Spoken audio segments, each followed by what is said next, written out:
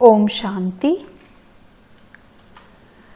5 जनवरी 2021 की बाप दादा की साकार मुरली के सार में बाबा ने कहा, मीठे बच्चे, तुम्हारे मुख से कभी भी हे ईश्वर, हे बाबा शब्द नहीं निकलना चाहिए। यह तो भक्ति मार्ग की प्रैक्टिस है। प्रश्न है आज बाबा का, तुम बच्चे सफेद ड्रेस पसंद क्यों करते हो? यह किस बात का प्रतीक है? उत्तर में, अभी तुम इस पुरानी दुनिया से जीते जी मर चुके हो, इसलिए तुम्हें सफेद ड्रेस पसंद है। यह सफेद ड्रेस मौत को सिद्ध करता है। जब कोई मरता है तो उस पर भी सफेद कपड़ा डालते हैं। तुम बच्चे भी अभी मरजीवा बने हो। अब मुरली विस्तार से। ओम शांति। रूहानी बाप बैठ बच्चों को समझाते हैं। रूहानी अक्षर ना कह, सिर्फ बाप कहे तो भी ठीक है। बाप बैठ बच्चों को समझाते हैं। सब अपने को भाई भाई तो कहते ही हैं, तो बाप बैठ समझाते हैं बच्चों को। सभी को तो नहीं समझाते होंगे। सब अपने को भाई भाई कहते ही हैं। गीता में लिखा हुआ है भगवान वाच। अब भगवान वाच किसके प्रति? भगवान के प्रति सब बच्चे। वह बाप है तो भगवान के बच्चे सब ब्रदर्स हैं। भगवान ने ही समझाया होगा, राजयोग सिखाया होगा। अभी तुम्हारी बुद्धि का ताला खुला हुआ है। दुनिया में और कोई किसी के ऐसे ख्यालात नहीं चल सकते। जिन जिन को संदेश मिलता जाएगा वह स्कूल में आते जाएंगे, पढ़ते जाएंगे, समझेंगे। प्रदर्शनी तो देखी, अब जाकर कुछ ज्यादा सुने। पहली मुख्य बात है ज्ञान का सागर, पतित पावन गीता ज्ञान दाता शिव भगवान वाच। पहले उनको यह पता पड़े कि इन्हों को सिखलाने वाला अथवा समझाने वाला कौन है। वह सुप्रीम सोल ज्ञान का सागर निराकार है। वह है ही सत्य, ट्रुथ। वह सत्य ही बताएंगे, फिर उसमें और कोई प्रश्न उठ नहीं सकता। पहले तो इस पर समझाना है। हमको परमपिता परमात्मा ब्रह्मा द्वारा राजयोग सिखलाते हैं। यह राजाई पद है जिसको निश्चय हो जाएगा कि जो सबका बाप है वह पारलौकिक बाप बैठ समझाते हैं, वही सबसे बड़ी अथॉरिटी है। तो फिर दूसरा कोई प्रश्न उठ ही नहीं सकता। वह है पतित पावन। तो सब जब वह यहाँ आते हैं तो जरूर अपने टाइम पर आते होंगे। तुम देखते भी हो, यह वही महाभारत लड़ाई है। विनाश के बाद फिर वाइसलेस दुनिया होनी है। यह है विशेष दुनिया। यह मनुष्य नहीं जानते कि भारत ही वाइसलेस था। कुछ भी बुद्धि चलती नहीं। गोदरेज का ताला लगा हुआ है, उसकी चाबी एक बाप के पास ही है। इसलिए उनको ही ज्ञानदाता दिव्य चक्षु विधाता कहा जाता है। ज्ञान का तीसरा नेत्र देते हैं। यह किसको पता नहीं है कि तुमको पढ़ाने वाला कौन है। दादा समझ लेते हैं, तब टीका करते हैं, कुछ न कुछ बोलते हैं। इसलिए पहली बात ही यह समझाओ। इसमें लिखा हुआ भी है, शिव भगवान वाच। वह तो है ही ट्रुथ। बाप समझाते हैं, मैं पतित पावन शिव हूँ। मैं परम धाम से आया हूँ इन सालिग्रामों को पढ़ाने। बाप है ही नॉलेजफुल। सृष्टि के आदि मध्य अंत का राज समझाते हैं। यह शिक्षा अभी तुमको ही बेहद के बाप से मिल रही है। वही सृष्टि के रचयिता हैं। पतित सृष्टि को पावन बनाने वाले हैं। बुलाते भी हैं, हे पतित पावन आओ। तो पहले उसका ही परिचय देना है। उस परमपिता परमात्मा के साथ आपका क्या संबंध है? वह है ही सत्य। नर से नारायण बनने की सत्य नॉलेज देते हैं। बच्चे जानते हैं बाप सत्य है, बाप ही सचखंड बताते हैं। तुम नर से नारायण बनने यहाँ आते हो। बैरिस्टर पास जाएंगे तो समझेंगे वह बैरिस्टर बनने आए हैं। अभी तुमको निश्चय है कि हमें भगवान पढ़ाते हैं। कई निश्चय करते भी हैं, फिर संशय बुद्धि हो जाते हैं तो उनको सब मनुष्य कहते हैं, तुम तो कहते थे भगवान पढ़ाते हैं, फिर भगवान को छोड़ क्यों आए हो। संशय आने से भी भागंती हो जाते हैं, कोई न कोई विकर्म करते हैं। भगवान वाच काम महाशत्रु है, इन पर जीत पाने से ही तुम जगत जीत बनेंगे। जो पावन बनेंगे वही पावन दुनिया में चलेंगे। यहाँ है ही राजयोग की बात, तुम जाकर वहाँ राजाई करेंगे। बाकी जो भी आत्माएं हैं वह अपना हिसाब किताब चुकतू कर वापस अपने घर चली जाएंगी। यह कयामत का समय है। अब यह बुद्धि कहती है सतयुग की स्थापना जरूर होनी है। पावन दुनिया सतयुग को कहा जाता है। बाकी सब मुक्ति धाम में चले जाएंगे, उनको फिर अपना पार्ट रिपीट करना है। तुम भी अपना पुरुषार्थ करते रहते हो पावन बन और पावन दुनिया का मालिक बनने के लिए। मालिक तो सब अपने को समझेंगे ना, प्रजा भी मालिक है।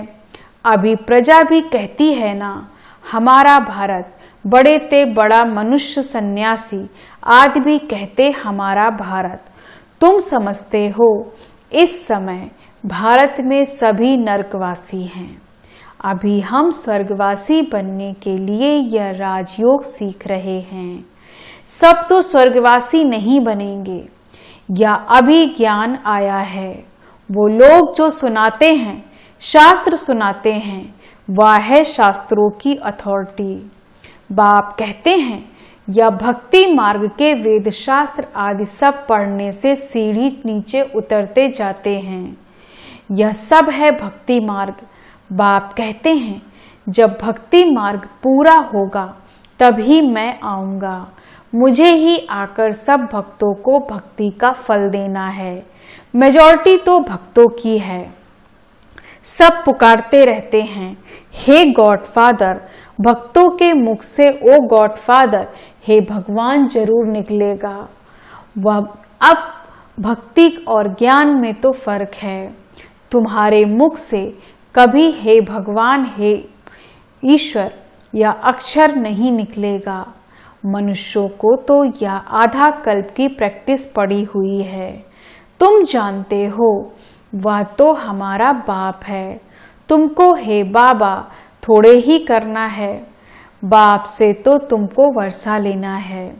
पहले तो यह निश्चय करना है हम बाप से वर्षा लेते हैं।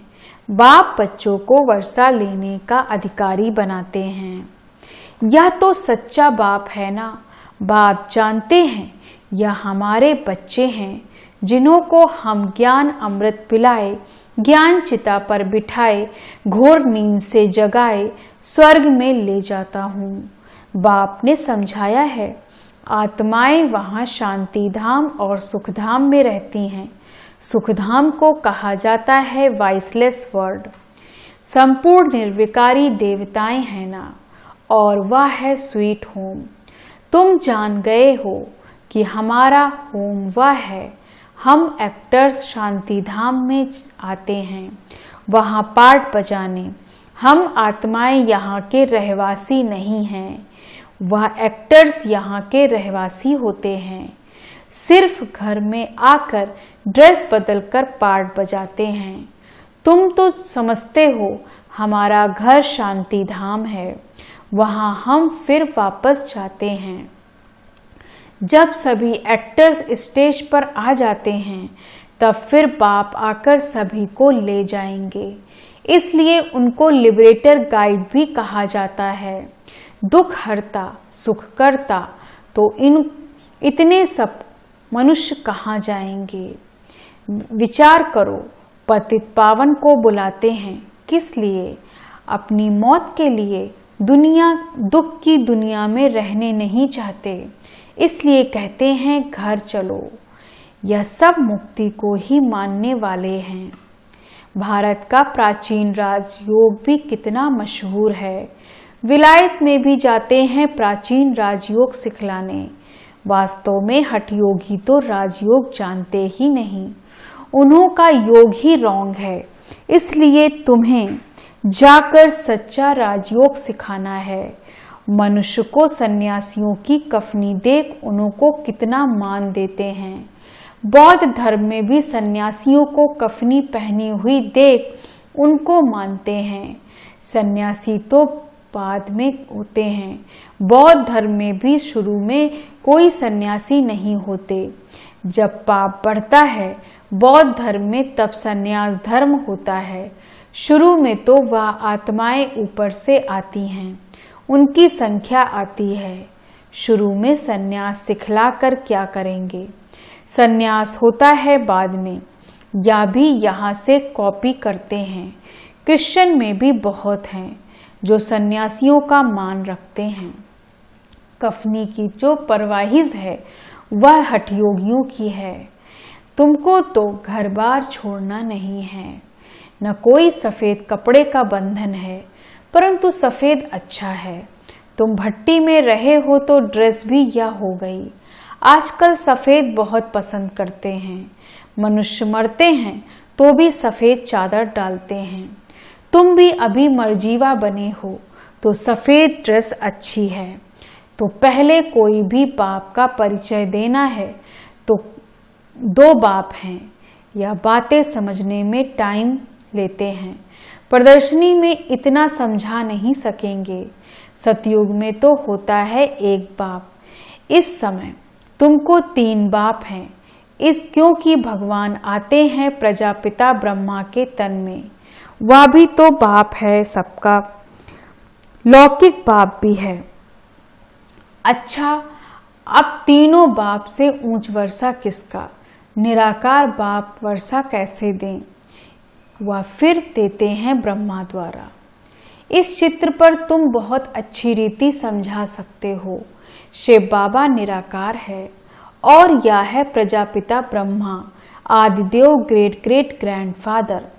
बाप कहते हैं मुझ शिव को तुम ग्रेट ग्रेट ग्रैंडफादर नहीं कहेंगे, मैं सभी का बाप हूँ। यह है प्रजापिता ब्रह्मा। तुम हो गए सब भाई बहन। भल स्त्री पुरुष हैं परंतु बुद्धि में जानते हैं। हम भाई बहन हैं, बाप से वर्षा लेते हैं। भाई बहन आपस में क्रिमिनल असॉल्ट कर न सकें। अगर दोनों की आपस में विकारी दृष्टि खींचती है तो फिर गिर पड़ते हैं, बाप को भूल जाते हैं। बाप कहते हैं तुम हमारा बच्चा बन फिर मुंह काला करते हो।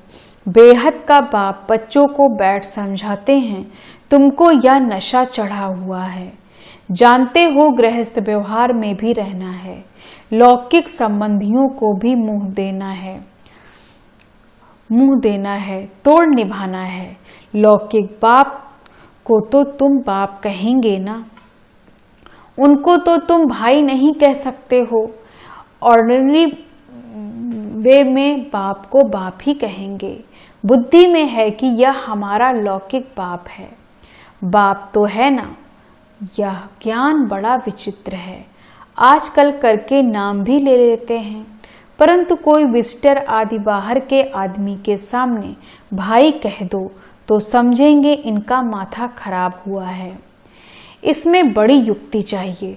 तुम्हारा गुप्त ज्ञान है, गुप्त संबंध है, इसमें बड़ा युक्ति से चलना है। लेकिन 1-2 को रिगार्ड देना अच्छा है, लौकिक से भी तोड़ निभाना है। बुद्धि चली जानी चाहिए ऊपर। हम बाबा से वर्षा ले रहे हैं, बाकी चाचे का चाचा, बाप का बाप कहना पड़ेगा।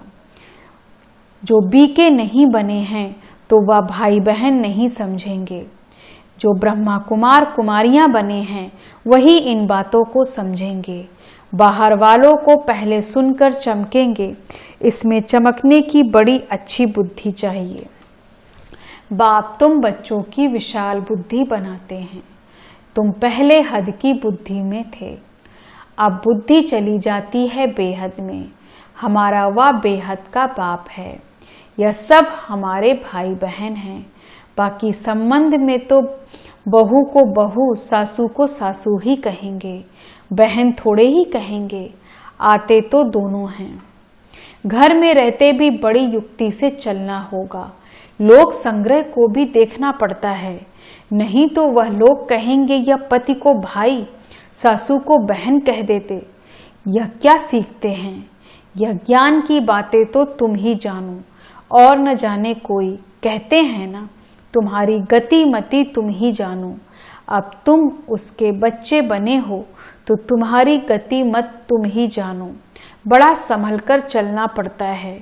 कहाँ कोई मुझे नहीं तो प्रदर्शनी में भी तुम बच्चों को पहले पहले यह समझाना है कि हमको पढ़ाने वाला भगवान है। अब बताओ वह कौन है, निराकार शिव या श्री कृष्ण? शिव जयंती के बाद फिर आती है कृष्ण जयंती, क्योंकि बाप राजयोग सिखलाते हैं। बच्चों की बुद्धि में आया ना, जब तक शिव परमात्मा ना आए शिव जयंती मना ना सके। जब तक शिव आकर कृष्णपुरी स्थापन ना करे तो कृष्ण जयंती भी कैसे मनाई जाए। कृष्ण का जन्म तो मनाते हैं, परंतु समझते थोड़े ही हैं। कृष्ण प्रिंस था तो जरूर सतयुग में प्रिंस होगा ना। देवी देवताओं की राजधानी होगी। सिर्फ एक कृष्ण को तो बादशाही नहीं मिली होगी, जरूर कृष्णपुरी होगी ना। कहते भी हैं कृष्णपुरी और यह है कंसपुरी। कंसपुरी खत्म हुई फिर कृष्णपुरी स्थापन हुई ना। होती भारत में ही है, नई दुनिया में थोड़े ही यह कंस आदि हो सकते हैं। कंसपुरी कहा जाता है कलयुग को। यहाँ तो देखो कितने मनुष्य हैं। सतयुग में थोड़े होते हैं। देवताओं में कोई लड़ाई नहीं की। कृष्णपुरी कहो अथवा विष्णुपुरी कहो, देवी संप्रदाय कहो, आसुरी संप्रदाय यहाँ है। बाकी न देवताओं और असुरों की लड़ाई हुई, न कौरवों पांडवों की हुई। तुम रावण पर जीत पाते हो। बाप कहते हैं इन 5 विकारों पर जीत पहनो तो तुम जगत जीत बन जाएंगे। इसमें कोई लड़ना नहीं है। लड़ने का नाम ले लिया तो हिंसा हो जाए। रावण पर जीत पानी है, परंतु नॉन वायलेंस से, सिर्फ बाप को याद करने से हमारे विकर्म विनाश होते हैं। लड़ाई आदि की कोई बात नहीं। बाप कहते हैं तुम तमो प्रधान बन गए हो, अब फिर तुमको सतो प्रधान बनना है। बाकी न देवताओं और असुरों की लड़ाई हुई, न कौरवों। भारत का प्राचीन राजयोग मशहूर है। बाप कहते हैं मेरे साथ बुद्धि का योग लगाओ तो तुम्हारे पाप भस्म होंगे। पाप पतित पावन है तो उसमें बुद्धि योग लगाना है, तब तुम पतित से पावन बन जाएंगे। अब प्रैक्टिस में तुम उनके साथ योग लगा रहे हो। लड़ाई, इसमें लड़ाई की कोई बात नहीं है। जो अच्छी रीति पढ़ेंगे वही बाप के साथ योग लगाएंगे, वही बाप से वर्षा पाएंगे। अच्छा, मीठे मीठे सिकी लदे बच्चों प्रति माता पिता बाप दादा का याद प्यार और गुड मॉर्निंग। रूहानी बाप की रूहानी बच्चों को नमस्ते। हम रूहानी बच्चों की रूहानी बाप दादा को गुड मॉर्निंग, नमस्ते नमस्ते नमस्ते। धारणा के लिए मुख्य सार। पहली पॉइंट, भाई भाई की दृष्टि का अभ्यास करते हुए लौकिक बंधनों से तोड़ निभाना है। बड़ी युक्ति से चलना है। विकारी दृष्टि बिल्कुल नहीं जानी चाहिए। कयामत के समय संपूर्ण पावन बनना है। दूसरी पॉइंट, बाप से पूरा वर्षा लेने के लिए अच्छी रीति पढ़ाई करनी है और पतित पावन बाप से योग लगाकर पावन बनना है। वरदान है आज बाबा का, कमजोरियों को फुल स्टॉप देकर अपने संपन्न स्वरूप को प्रख्यात करने वाले साक्षात्कार मूर्त भव। कमजोरियों को फुल स्टॉप देकर अपने संपन्न स्वरूप को प्रख्यात करने वाले साक्षात्कार मूर्त भव। विस्तार से, विश्व आपके कल्प पहले वाले संपन्न स्वरूप पूज्य स्वरूप का सिमरण कर रही है। इसलिए अब अपने संपन्न स्वरूप को प्रैक्टिस में प्रख्यात करो। बीती हुई कमजोरियों को फुल स्टॉप लगाओ। दृढ़ संकल्प द्वारा पुराने संस्कार स्वभाव को समाप्त करो। दूसरों की कमजोरी को नकल मत करो। अवगुण धारण करने वाली बुद्धि का नाश करो। दिव्य गुण धारण करने वाली सतो प्रधान बुद्धि धारण करो, तब साक्षात्कार मूर्त बनेंगे। स्लोगन है, अपने अनादि और आदि गुणों को स्मृति में रख उन्हें स्वरूप में लाओ। अपने अनादि और आदि गुणों को स्मृति में रख उन्हें स्वरूप में लाओ। ओम शांति। धन्यवाद बाबा।